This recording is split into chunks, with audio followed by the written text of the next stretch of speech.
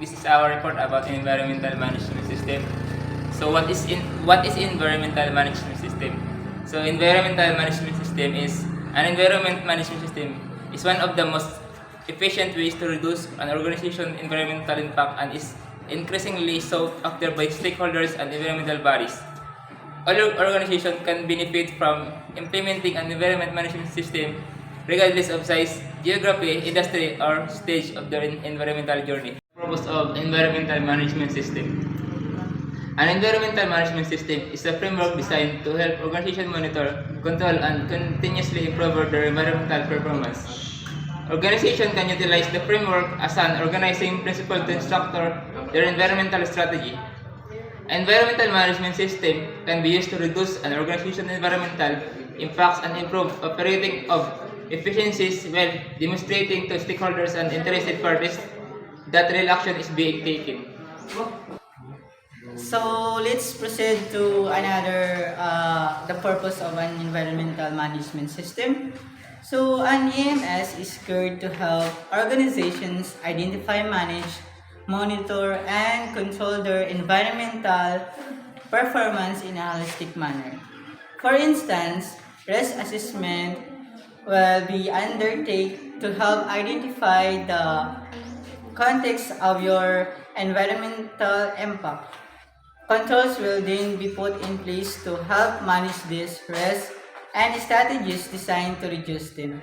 By implementing the environmental management system, an organization will consider all environmental issues that relevant to its operations includes but it's not limited to resource use, energy and water consumption, waste generation, carbon emissions, and effective local biodiversity. So, para ma-manage natin yung environmental management system, meron tayong una is the resource use. Sa resource use is, dito natin matatagpuan ng management of resource use and efficiency, ang lahat ng mga resources na nakikita natin dito sa mundo. At para ito ma-efficient kung sakali mang gagamitin natin, di ba? Sunod. The next is the energy and water use. Dito, kinokontrol natin at rini-reduce natin na hindi mag-overpower yung pag-reuse natin ng energy and water sa kapaligiran natin. So, meron tayong pag-control and reduce it. Okay? So, dito yun pumapasok sa energy and water use. And then, the next is the third, which is waste generation. Sa waste generation naman, dito natin sinisegregate, minamanage ang mga basura natin para naman hindi gaano mag-conserve at mag-ano pa sa energy, lalo na naapektuhan nito ang climate change, di ba?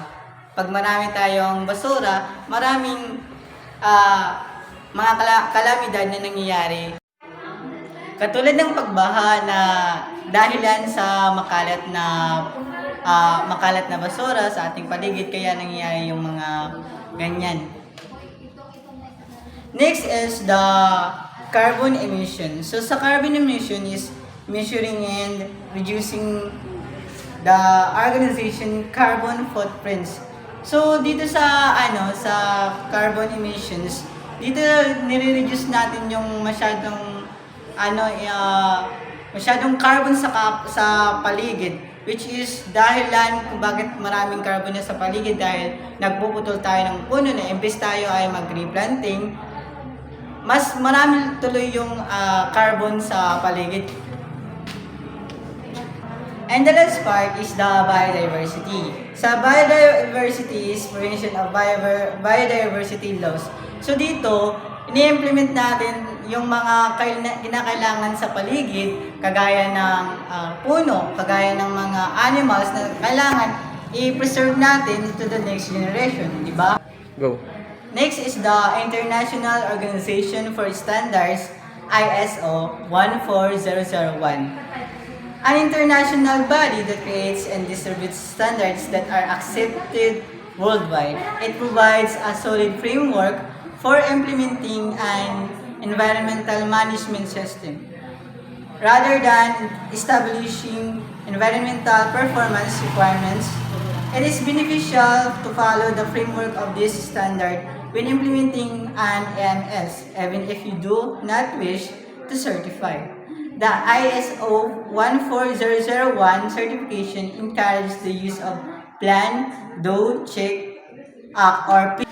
3 to 1. The ISO 14001 certification encourages the use of the plan, do, check, act, or PIDCA methodology, an iterative cycle task which with achieving continuous improvement in an organization's environmental performance.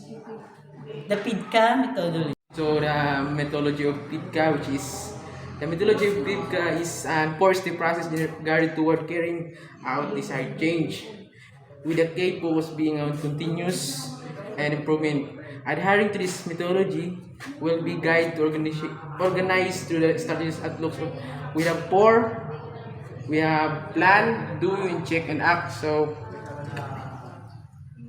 what is plan? So the plan is an organized that we look at environmental action.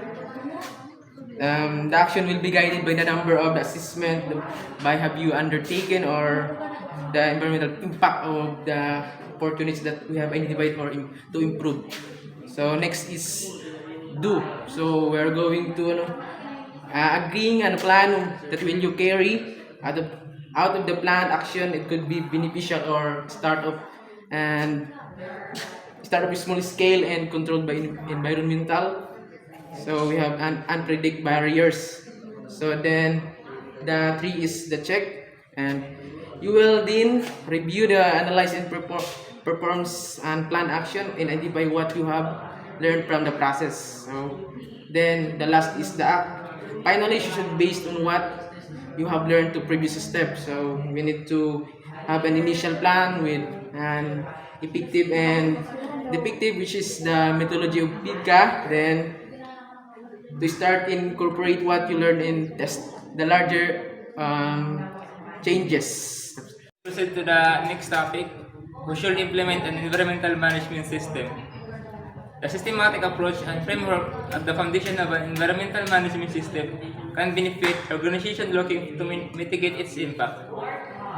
An environmental management system can be beneficial to organizations of all sizes, geographies, or industries. And it's applicable regardless of what stage you are in your environmental journey. For instance, for an organization just starting out, an environmental management system will provide the framework and the foundation for you to begin analyzing and understanding your organization's impact. This will be the allow you allow to input in place a plan to take the necessary action to improve your environmental performance. Next is equally. It may be relevant to much. Equally, it may be relevant to mature environmental organizations looking for guidance on what steps they can take.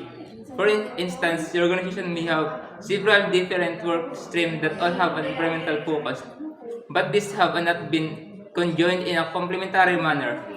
Additionally, an organization may be looking to receive third-party verification for the work they have already been doing.